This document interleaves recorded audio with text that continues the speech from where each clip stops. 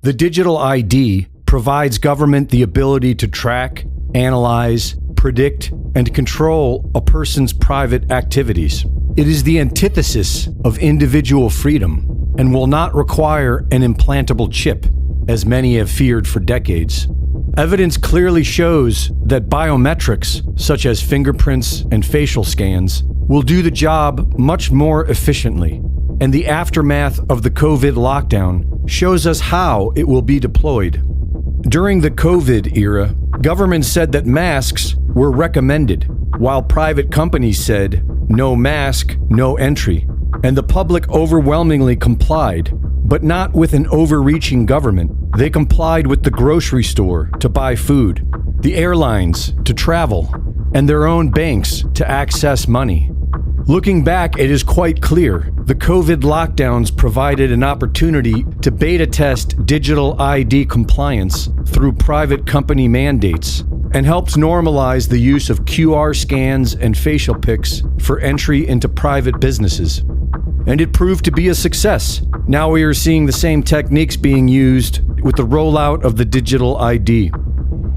The gold standard for biometric regulation was written in 2008 as the Illinois Biometric Information Privacy Act and is being replicated all over the United States.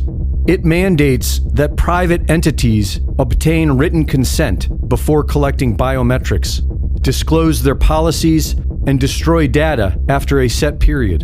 And most importantly, it exempts government entities entirely, allowing state and federal government to collect and utilize biometric data while passing the liability to private corporations.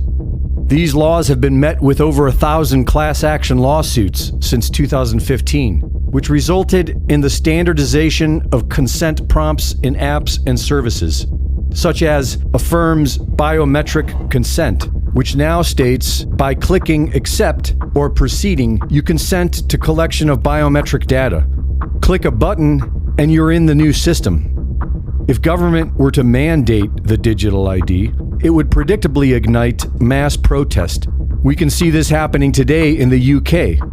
The United States will avoid this by utilizing the private sector in what appears to be voluntary action.